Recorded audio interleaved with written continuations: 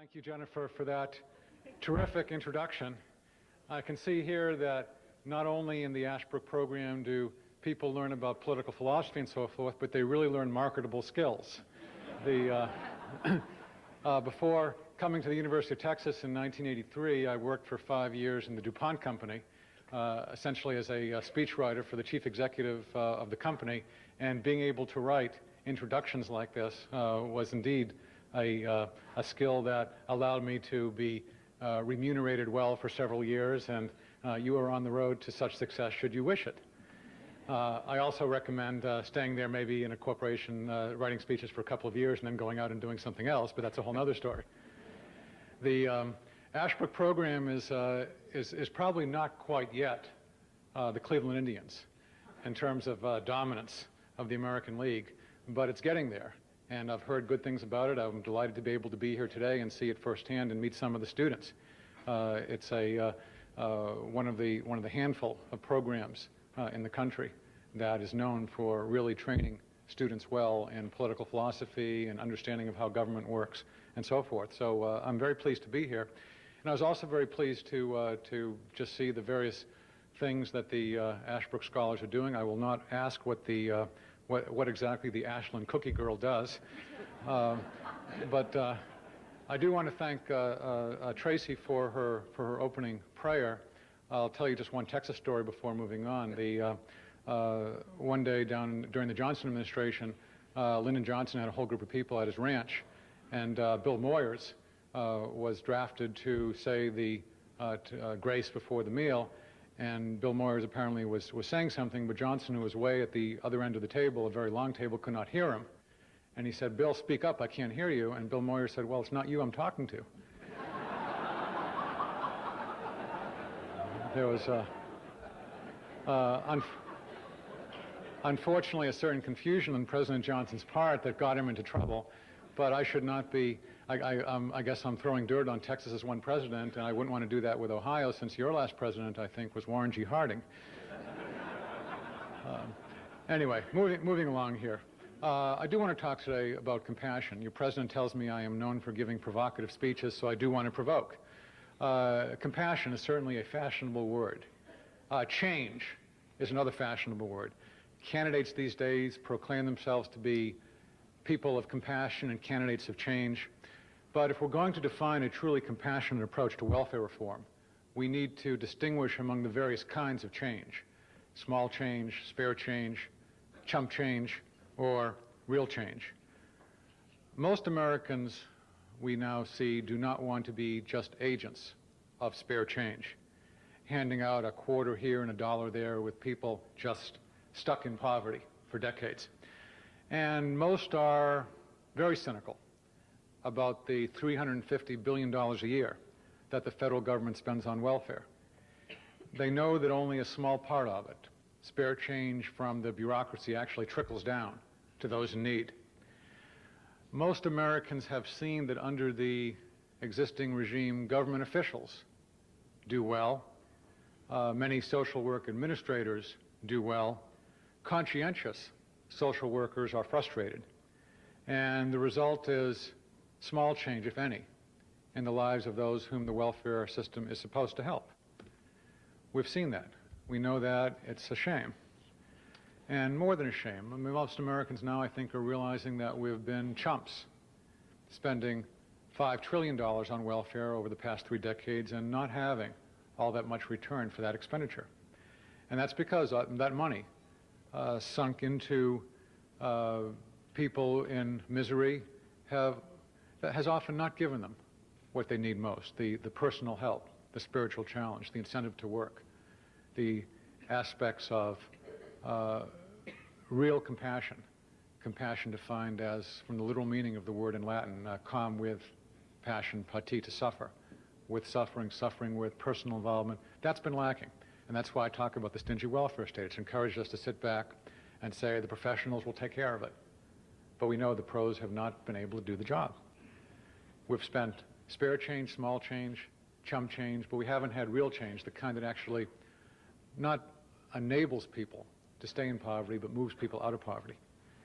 We have a lot of good intentions. I've been traveling around the country. I've been seeing lots of bulletin announcements from churches.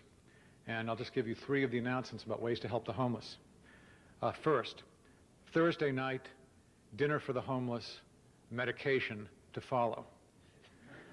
Second, and by the way, I compliment your food service. We don't need that announcement here. Second, at the evening service tonight, the sermon topic will be Seeing Hell Close Up. Come early to meet homeless visitors. And one more announcement. Don't let homelessness kill you. Let the church help. Now, these are good intentions, but intentions only lead to good results if we get serious about eliminating welfare as we know it, and that means not just reforming a bit here and there, but replacing the welfare plantation. That's what it's called in inner cities across this country, a plantation, like the old plantations of slavery. Replacing the welfare plantation with a new system based in community and religious organizations. That's my thesis in a sense. I want to go quickly through 4 parts. First, I want to look briefly at what some of our predecessors in America did. Second, I'd like to look at some programs today that have the potential to replace the welfare state. And third, I want to examine again very briefly some of the crucial religious understandings that underlie these new approaches. And then fourth, discuss some ways to apply this understanding personally, to ask what we ourselves can and should do. So first, briefly, some history. The reason I'm here today is because I wrote a history book. And for you students interested in history, yes, you can actually write history books, and some people will actually read them. Some people actually read The Tragedy of American Compassion before falling asleep. Here's the gist of it. During the 19th century, before the federal government ever got involved, there was a war on poverty far more successful than our own of recent years that was waged by thousands of local, private, charitable agencies and religious groups around the country. Now, these folks did not abolish poverty, but they helped millions of people get out of poverty. And then other people, new immigrants, would present new needs. But there were always springs of fresh water flowing among the poor. Now we tend to have blocks of ice sitting in a perpetual winter of multi-generational welfare dependency. Always winter and never Christmas. If you go back a century, there was optimism that contrasts so sharply with the demoralization among the poor and the cynicism among the better off that's so common today. There was hands-on involvement with volunteers following through on that biblical understanding that compassion is not passing a billion-dollar bill in Washington or even writing a check, but having that personal involvement with the needy, suffering with them, not just giving to them. And there was discernment with volunteers following biblical guidelines that emphasized family responsibility, help to those who could not help themselves, help to those who have shown good character or at least a willingness to work. Now, it was a success not in that it abolished poverty, but there was movement under very difficult circumstances. It's not as if some 3 generations ago these were the good old days, and that now our problems are incomparably more severe. They were not the good old days. They had crime. They had alcoholism. It's no accident that the biggest women's organization 100 years ago was not a suffragist organization or anything else that today's feminists might like to talk about, but the Women's Christian Temperance Union. They were involved in fighting alcoholism, and it had 230,000 women who were members. They had drugs, tended to be opium rather than crack cocaine. You read accounts of Cincinnati in 1870 with lots of folks walking in the streets, all drugged up and sitting in opium dens and so forth. They had longer work days on the average, as stressed out as we may feel. They had smaller houses on the average than we have. Their cities weren't as spread out as today, but travel time from a rich area of a city to a poor area of a city was about the same, because we can go so much faster these days, except in rush hour traffic. Our rate of illegitimacy and divorce is much higher. So high, in fact, that American society will be destroyed if those trend lines don't change. But there were many more orphans several generations ago than there are today. People died at a younger age. So it's not as if the question of how to help children in need, abandoned children, is an entirely new one. Overall, we have big problems. They had big problems. We're richer than they were, 6 times richer according to some calculations. So materially we can do more. The question really is spiritual. Do we have the strength? Do we have the will? A big difference certainly is that we tend to whine about our problems. We tend to feel hopeless and helpless and feckless. They rolled up their sleeves. They persevered. We do have it harder structurally in 3 ways. First, we do have a big government that passes out benefits to those who gain influence. We tend to accept much of that and simply demand a bigger share for ourselves. I mean, people see what's called corporate welfare, and they ask why poor people should not jump on the gravy train as well. That's a good question. The answer to all those questions should be to reduce power across the board in Washington. That's a structural problem that we have to deal with. Secondly, we do have governments that pay for welfare arrangements of various kinds, welfare both to rich and to poor, by taxing middle-class families heavily, so that many married women have to work outside the home, even though they would prefer to be home more with their children and also have the time to volunteer more. Women often led the way in charity a century ago. And as I read about what they accomplished, I often fall in love with those women, those volunteers who did such wonderful things, who managed to find adoptive homes for 90,000 children from New York City over a period of 4 decades, from 1850 to 1890, through the New York Children's Welfare Organization. Women who set up shelters in cities. Women who worked with men to provide shelters for women going through crisis pregnancies so that they would not be driven to abort their children.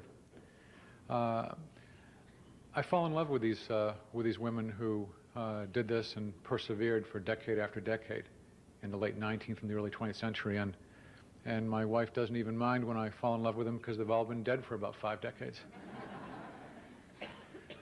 That's a hardship, that we have our level of taxation right now. The third hardship is this, that we've seen so much welfare failure that we don't have much hope for success. I mean, we have ministers now who are hopeless about moving their congregations into more active charitable activities because we've all become used to sitting back and letting the professionals handle it.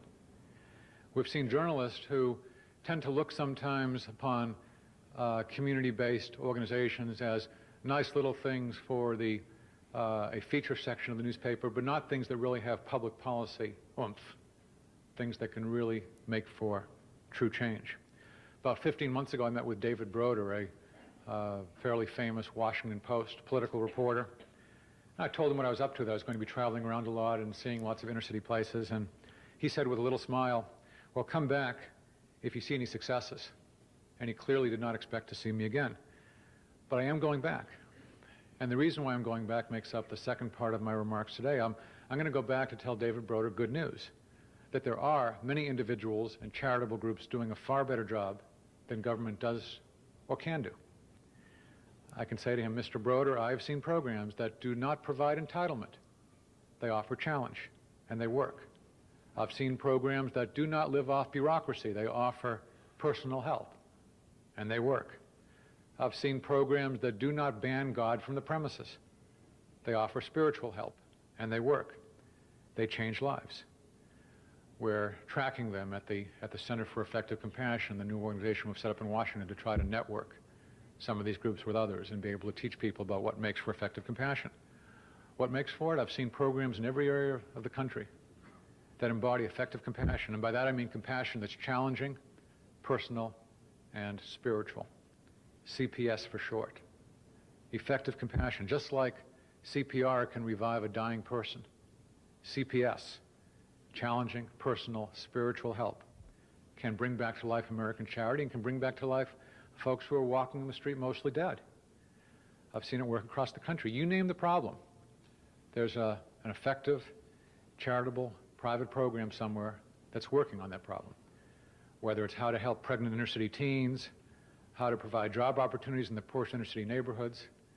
I can mention names. The names here probably wouldn't mean much to you, but I've been writing about them in World Magazine. I see you have a copy at your table, and I've been trying to tell those stories. Don't have a whole lot of time to tell them today. Maybe I'll tell a couple of them, but how to provide basic health care in inner cities, uniting people in churches with kids who need tutoring, helping kids stay out of trouble, care for kids who are orphaned, abandoned, badly abused. I'll tell you one, how to help AFTC moms get off welfare. Because this is something that you hear people sometimes saying, that the only choice is to either provide AFTC aid for years and years and years to come, or else throw them off, and if you throw them off, you are, of course, being mean-spirited and nasty. Here's one program in Milwaukee, the Right Alternative Family Service Center. It's a program that emphasizes personal change.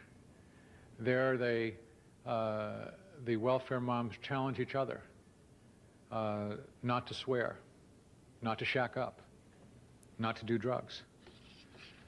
Leaders there challenge the people to keep to their pledges. And when they do, it's interesting that even with whatever structural economic difficulties there may be in the city of Milwaukee, when they do, the lives of those people change. They get married. And marriage, by the way, is the leading way for women to get off AFTC. I saw in a governmental office in Milwaukee a sign saying to women who were there, don't wait for your Prince Charming, his horse broke down. Well, yeah, I mean, they shouldn't be waiting for Prince Charming, but still, marriage is a real possibility, and these women are showing it. They say things like, you know, when I became a whole woman, I was able to attract a whole man. They do get jobs. Those who are single parenting and are putting their lives in order, they're able to get jobs, and their kids are in school, and they find their kids start to obey them and do better in school. The kids start to say, yes, sir, and no, ma'am. And they say it themselves, and the kids pass it on. They pass it on to their kids. You go to a situation that seems almost entirely hopeless. Helping homeless alcoholics and addicts. There was a recent study by the Inspector General of the Department of Health and Human Services in Washington showing that 99 out of 100 alcoholics and addicts who receive government benefits fail to recover or get a long-term job. And that looks pretty hopeless. And sometimes the alternative is saying, well, either you're going to provide material help for these guys who are helpless drunks or addicts, or else they're just going to freeze on the streets. That's all you can do with them. They can change. I've spent time in a program in Denver called Step 13. It was started by Bob Cote, an ex-boxer who had become a homeless drunk in the early 80s. Bob decided he didn't want to kill himself drinking. He pulled together a few of his fellow winos and junkies, as he says, and he started gathering support to create a shelter where residents would not be treated like pets. You know, here's some food in your bowl, be nice, go away, boy. No, instead Bob Cote challenges his people every step of the way. They make their own beds, they cook their own meals, they clean up afterwards, they attend Bible studies, they submit to random urine screens and breathalyzer tests. Then they get jobs of increasing responsibility. They get better living conditions within the shelter. Well, what's the success rate there? Well, 1 out of every 3 of the lowest of the low comes to Step 13 and cleans up his act and stays that way. They've checked this out and moves on to the building of careers and families. 2/3 flunk out. Now, you need to keep challenging those folks rather than just enabling them to stay on. Challenging them. It's not again as if this is a new problem. They had this problem 100 years ago too. But they kept challenging them and pushing people, and folks came out of it when they were physically able to do so. These are tough programs that work for many who would otherwise die in the alleys.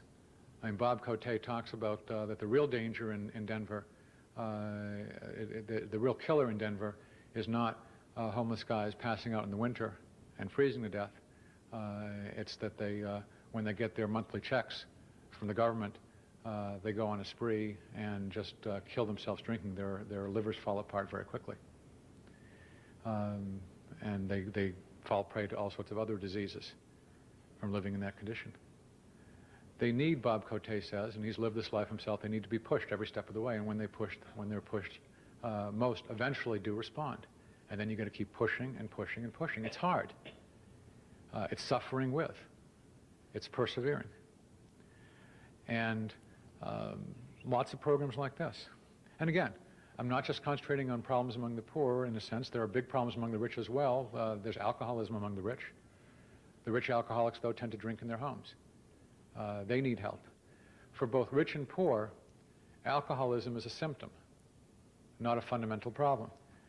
The basic problem is that people have holes in their souls, holes that only God can fill. And the programs that understand this and work on the basics can succeed. The programs, the government-funded programs that don't get to that have success rates at best measured at 7, 8, 9% and so forth, and sometimes just completely counterproductive. Now, what makes these programs interesting to budget-cutting members of Congress is that these successful programs generally cost far less than the failed governmental welfare state approaches. Step 13 cost about $3,000 per man annually. It's 1/10 of what the government often pays for programs with success rates in the single digits. I'll give you one other example here, Hope House. It's a program I visited last month in Nampa, Idaho, near Boise. Program for badly abused kids. I mean, they've been psychologically abused, physically abused, usually sexually abused. Relies heavily on volunteers who spend a couple of years there receiving only room and board and a very small stipend. They volunteer because of their Christian commitment. It costs $5,000 per child per year. The state of Idaho pays $21,000 for its subsidized facilities. Southern California typically pays about $40,000. So here's a program again. Hope House is enormously effective because they give kids time and love, and they teach them that no matter how badly they've been abused, no matter how often they've been told that they're worthless, they do have worth, they are wonderful because they're created in the image of a God who's wonderful. And that makes the difference when people persevere in that and give them a loving environment. There's a program in South Dallas that I like a lot. It's a very poor area of Dallas that passes out T-shirts saying twice the results at half the cost. And that's exactly what I've seen around the country. So I don't think the reason to reform welfare is for budget cutting. The reason to reform welfare in a radical way right now is because the program is a miserable failure. It's hurting poor people. It's hurting poor kids.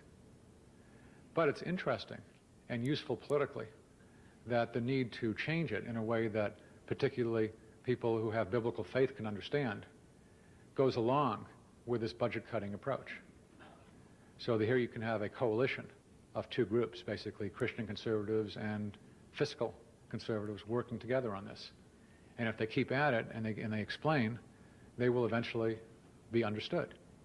It's hard because there's so much of a built-in sense that compassion is equated with spending money. It's not. Compassion is equated with time and love and concern and challenge and spiritual help.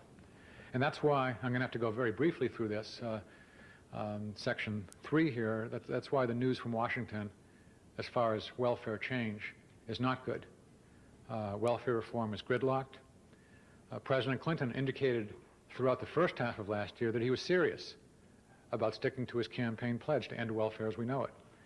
But then the Children's Defense Fund and other elegantly named pressure groups weighed in, and Mr. Clinton changed his tune. And that's where we are today. Unless there's a breakthrough, everything's on hold until the election, and who knows what will happen. There's action going on in a number of states. There are good things happening in Michigan and Mississippi and Virginia. We're starting to do some good things in Texas. But this year essentially is an opportunity to catch our breath in a way in Washington and look again at first principles. And sometimes this whole question of how to really help the poor just got lost last year in the screaming about budgets and those money calculations, which again are important but should be secondary. And one of the reasons they got lost, and I'm going to have to go this very quickly, is because there's a religious sensibility at stake here that seems to me to be a serious misreading of the Bible, but one that's very popular among groups on the religious left. And we hear a lot about the religious right, but actually the religious left is a lot more powerful inside the Beltway, and certainly on the pages of our newspapers and our networks and so forth. I'll give you just one example here. The congressional debate last year included, if you look at the congressional record, included a statement by Representative Poshard of Illinois, who was quoting Christ's famous statement in chapter 25 of the book of Matthew about what you did to the least of these, my brethren, you did to me. If you gave food to someone who was starving, it's like giving it to Christ himself. If you gave shelter, it's like giving it to Christ himself. But what we have to understand is that the deepest poverty in America today is a spiritual poverty and not a material poverty. You have severe material poverty, obviously, in many countries around the world, and you have to go and provide food to those folks as best you can and help them to develop their economy so that there won't be starvation. But we're not facing starvation in the United States. People are not going hungry except by choice or insanity, which is a special problem that we do need to deal with, or parental abuse, which again has its own, could be a lecture in itself about that. There's spiritual starvation. Many of the poor are starving in that way, as are many of the rich. But neither group simply needs more of the food that just spoils. We have to ask some basic questions. And so I think through that verse, which Representative Posh had made it and went unopposed as far as the way he used it, saying that this, what you did to the least of these, you did to me, means that you have to be voting for various federal welfare programs. Even though we know they're failures, still, it's our religious obligation to continue with them, because if we go away from that, we are violating Jesus' mandate. But think about it. Does Jesus include in his list of commended charitable acts, when I was strung out, you gave me dope? But that's exactly what we're doing when we just pass out money, either ourselves in the street corner or through government funds, to alcoholics and addicts. I mean, most of that money is going to be used to fuel their addiction. A liberal rewrite of those statements, and this is the way it's often, it works out in reality, you'd hear Christ saying, when I was an addict, you gave me money for drugs. When I abandoned the women and children who depended on me, you gave me a place to stay and helped me justify my action. Or even when I was in prison, you helped me get out quickly so I could commit more crimes. That's not compassion. Our tendency today is to have programs that are a mile wide and 3 inches deep, and we forget that an alcoholic can drown in 3 inches of water. We congratulate ourselves on our compassion as the government programs enable us to sit back and say, I don't have to get involved. And that's what I mean by talking about the welfare state, with its $350 billion a year of spending, as a stingy welfare state. We have too little help for people who are really in situations of desperate need. We spread it around to anyone who statistically qualifies, regardless of the reason, and we don't invest our own time and our own energy. And given the time here, let me just say that if you want to know more about some of the biblical principles involved, I've written about this. You can call my magazine World, 800-951-4974. Ask for June McGraw and ask her just to send you a paper I wrote about biblical principles of poverty fighting. But here's the fourth and concluding section. How then should we act? How do we promote true compassion, suffering with? Let me conclude with 3 ways to do it, in order, I think, of increasing effectiveness. I mean, first, and again, we'll have to see what is politically doable, but this is a chance to take our breath, to catch our breath this year, and what do we want to do in 1997 and beyond.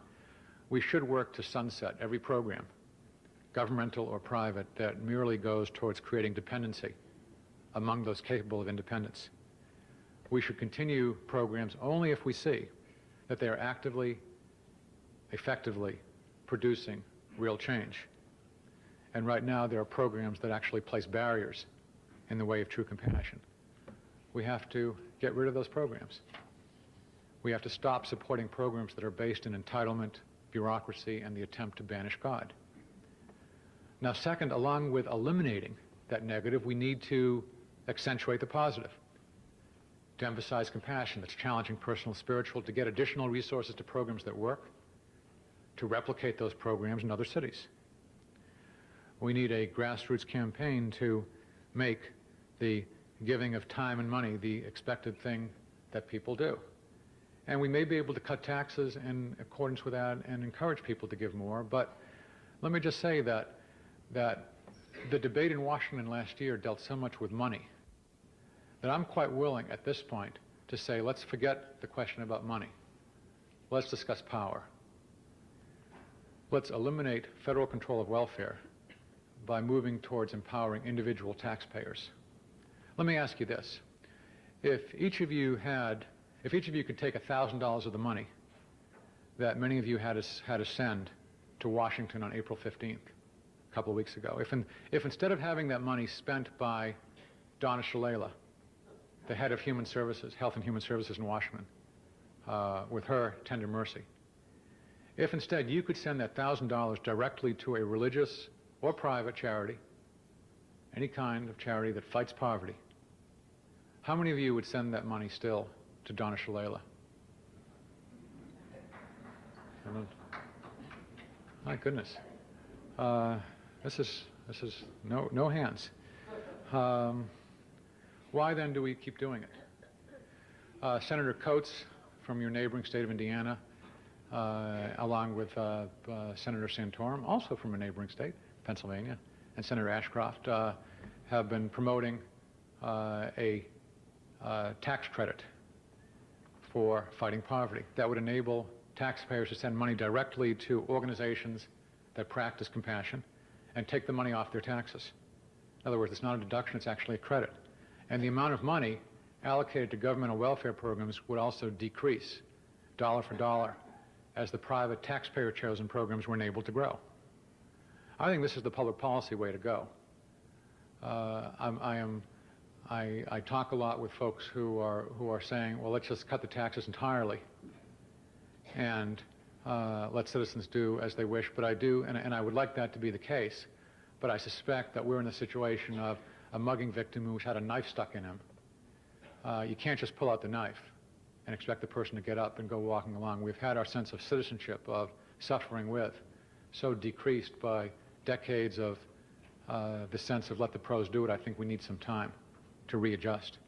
So, this is the public policy proposal. I'll be glad to discuss that more. It could be done, by the way, on a state basis, too, in terms of a state income tax, and I suggest in that book I wrote, Renewing American Compassion, that's out now, that here's a way to go also. It could be done state, could be done federally, but it shifts the debate from one of money to one of authority, influence, power. Who's going to control that money? And I would suggest that the result of a change of that sort would be more resources flowing to good groups, some resources flowing to very bad groups, but more to good groups and less into our clearly failed governmental welfare program. But now that I've talked about eliminating the negative and accentuating the positive, here's my third and last proposal. Let's work on the micro. Let me ask each of you one other question. Each of you, now if I were a liberal, I would say close your eyes and visualize this. But since I'm not, I'll just say, can you picture in your mind's eye, with your eyes open, at least one poor person whom you have directly, personally helped during the past year?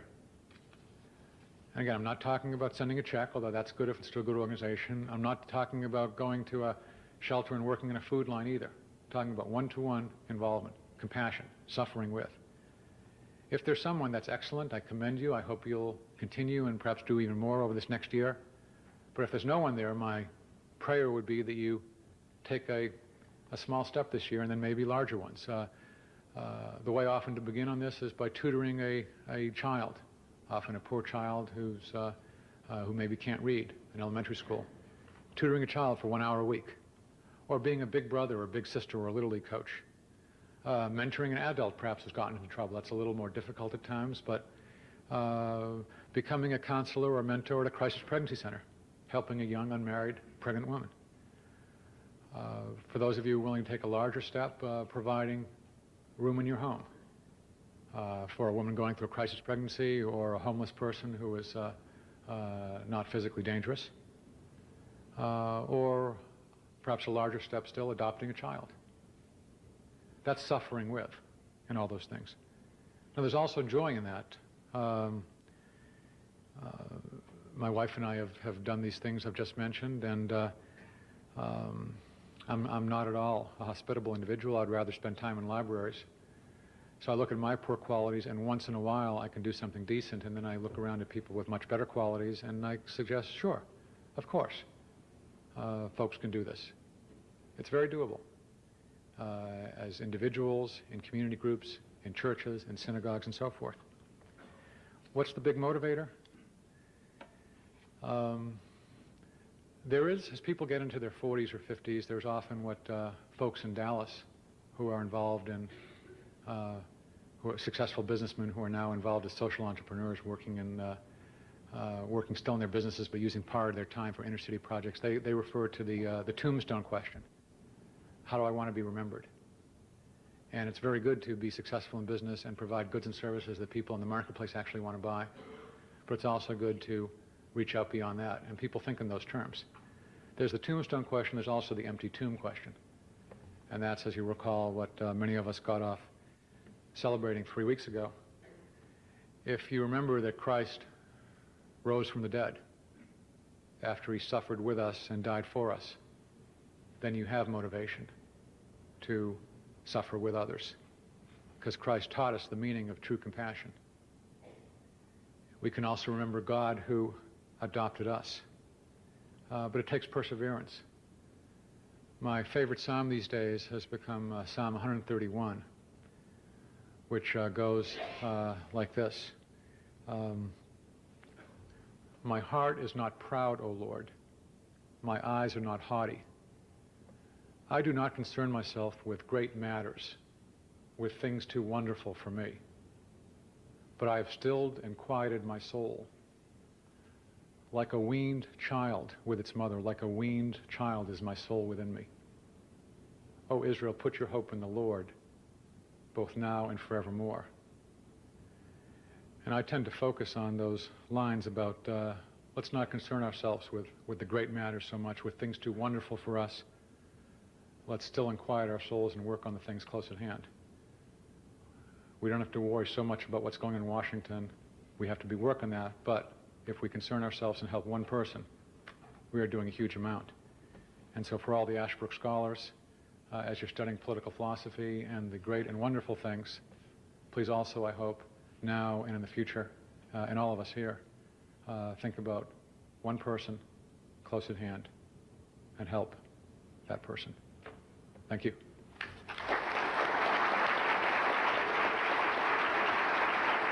for a few questions. Sure. Thank you very much.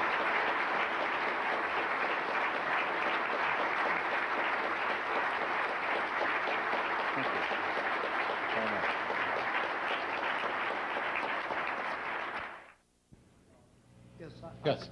I was wondering whether you had ever done a systematic study of the black American political thinkers, because I think that they are the ones, of all the prominent political thinkers in our tradition, they're the ones who most directly address these questions that you've just raised. I'm thinking of Frederick Douglass, Booker T. Washington, and I think you could do an immeasurable service by putting out a compilation of their writings on this subject, which I think really do speak to these themes that you yourself have addressed so thoughtfully.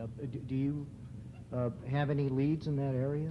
Well, it's something I've thought about because one of the classes I teach at the University of Texas is a class on journalism history, and I do trace among black journalists, I mean, going back to the 1830s, we're the first black newspaper in the United States in New York City, this debate that's been going on. It's been going on ever since the 1830s in the black community. Most salient form was between Booker T. Washington and W.E.B. Du Bois around the turn of the century, where Booker T. Washington emphasized, in fact, his expression was, throw down your bucket where you are. That is, work where you are, gain job skills, build a strong family, gain economic success, and that will translate into political success down the road. Whereas W.E.B. Du Bois tended to emphasize the political a lot more, and saying that's the way to go, and we have to emphasize that, and then the other stuff will come along later on. And we see that same debate today carried on through the years, in a sense, Clarence Thomas and Jesse Jackson, with different political philosophies. So it's still there. And I think the evidence shows, people, like a friend of mine, Charles Murray, look at questions of black achievement and wonder whether there are genetic factors and so forth involved. I think it's a lot simpler than that. The problem is that many blacks have adopted, over generations, the W.E.B. Du Bois approach, which emphasizes government, which emphasizes political power, and they haven't built up the businesses and the small businesses, and therefore they haven't had that degree of economic success. Then there are family problems that continue and so forth. So it's not genetic. I think it'd be a good study for someone to do. Maybe I'll do it. Sally Houck, do you have a question? Yes, I'd like to find out, in your travels, have you seen anything in relation to children on grade school, middle school, high school level, that a movement to doing things that they are not receiving a monetary value for, but the pure joy of doing something for people and the feeling of how good it feels to just give? You're saying ways of teaching more affluent kids about volunteering, in essence? Or any level of child to just learn the value of compassion. Do you see anything in your travels that's starting to take place in that level? That's interesting. I haven't been looking specifically for that, and I should. I've seen lots of programs designed to get adults involved, some of which are very successful. But I see no reason why you shouldn't have programs that would, for example, have older kids tutoring younger kids. I haven't seen a successful model of that, and that's striking now that I think about it. And thank you. I'm going to start looking and asking about that. Thank you.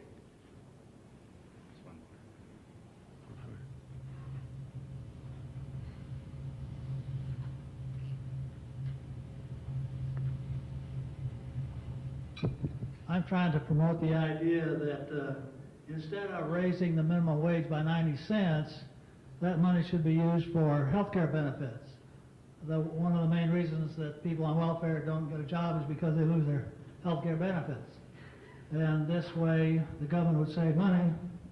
They may have to subsidize those health care benefits, but that would be a lot cheaper than paying for both welfare and all of their health care.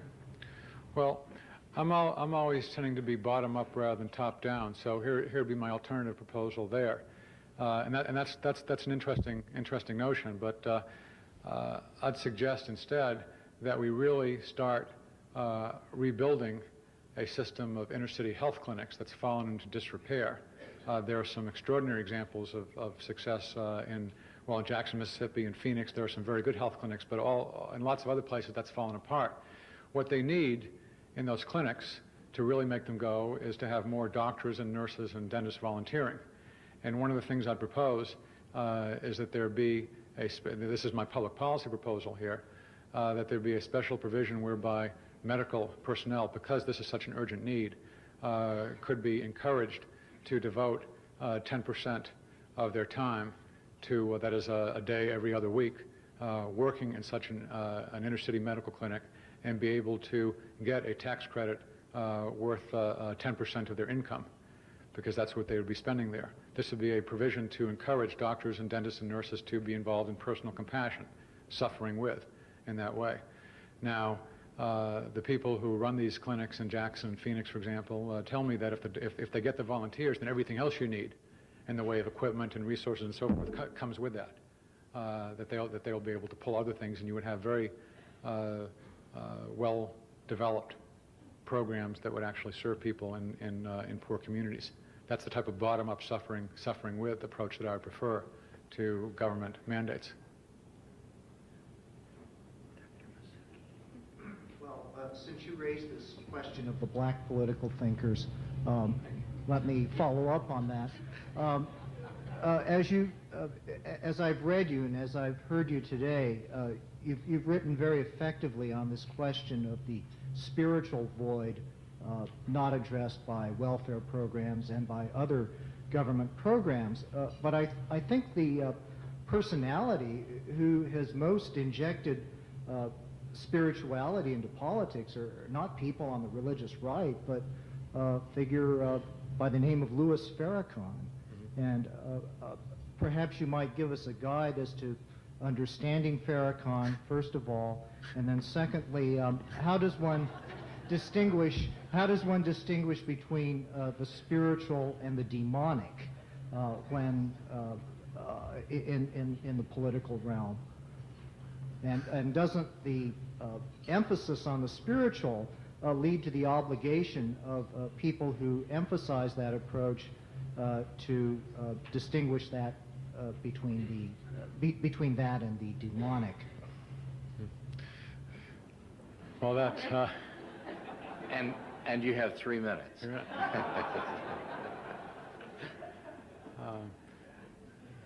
The Farrakhan phenomenon is interesting. If you're asking me what makes him tick, I don't know. I don't know the individual. I've read some of the things he's written and seen him in action on television, at least. He's clearly a very effective speaker in many ways, but that is something that I suspect we are going to have to live with, and it's going to be primarily black pastors who are going to have to fight that. Again, I don't want, since you mentioned it, I don't want to constantly refer to world, but if you look at our section on our quote section, we have a lead quotation by a black minister who is now taking a very strong and courageous stand against Farrakhan. We need more folks like that to be active in the black community and fight it out as a spiritual battle. The public policy aspect of this is that if we move to a tax credit approach, again, there'd be much more in the way of resources going to good groups, but there would probably also, and Mr. Farrakhan has his poverty fighting activities, some of which may actually fight material poverty and be successful in that, although bringing about very, very sad spiritual consequences. There'd probably be additional money flowing to Farrakhan too. And that's why I say this is something we would have to think through and I suspect live with, because I don't want to have a system where, once again, government starts imposing all kinds of regulations about who or what you can give to in this way. But I do recommend we have the citation from which that quotation is taken concerning Mr. Farrakhan, and I do recommend looking at that article. In fact, in the next issue of World, we're going to reprint that whole article because it's such a tremendous piece of writing, and I hope it will be very effective in the black community. One last question.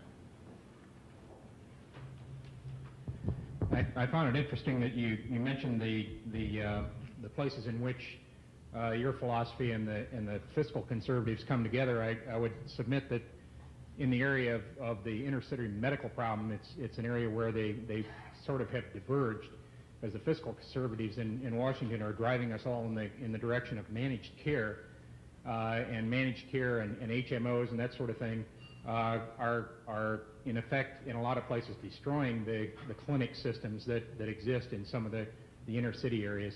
But that isn't my primary question. Has to do instead with your feeling about, you mentioned that you would like to see tax credits, or you would like to see private organizations take over the function of welfare. In Ohio and a lot of other places now, and you mentioned Wisconsin, government is also moving, I think, with the mood of people in public toward more responsibility, work before you get welfare, signing a contract when you come in for welfare benefits, that sort of thing, and sort of focusing on that aspect of it, getting people moving through the system and getting them out into the workplace. Do you see that as a good thing and as something that can be built upon, or do you think it would be better if the whole system were stopped dead now and the communities at the local level were forced to pick up in a charitable and a private way whatever the fallout was? Well, I'm not in favor of eliminating the whole system instantly, but I am in favor of replacing it and moving methodically to replace it over the next 30 years. And here's why I think that governmental programs, even with reforms, won't work. I mean, I could point out historically that there's a pattern of those programs, even when they try to require some particular performance at first, they tend to move rather inexorably towards an entitlement mentality. I mean, that's happened in program after program, and it would be radically over-optimistic to think that that's not going to happen even in with these reforms. But secondly, there's the element of can there be personal help? I mean, even a typical social worker today has a caseload of 150 or 200 people. I mean, even if you have that, that's still not enough to be personally involved. 100 years ago, the emphasis of charitable organizations was to have one volunteer for every person or every two persons. You need that type of person-to-person relationship. in order to be able to make that progress. People respond personally, not to bureaucracies. And then the other reason why government programs, why I don't hold out a whole lot of hope that government programs, even if reformed, would be successful, is because we do have a religious problem here. I take First Amendment concerns seriously, even though the First Amendment has been badly misunderstood. Still, I do not want government bureaucrats passing out grants to religious organizations. That to me is a cause of would result in enormous mischief, enormous temptation for the religious organizations, and I could give you lots of case studies of exactly how that occurs. So I want to keep an arm's length relationship between government and religious organizations, and that to me is why the replacement model with a tax credit would be superior, because there the money never gets to Washington at all. It goes directly from individual taxpayers to charities and doesn't have and could resist having those requirements imposed on it.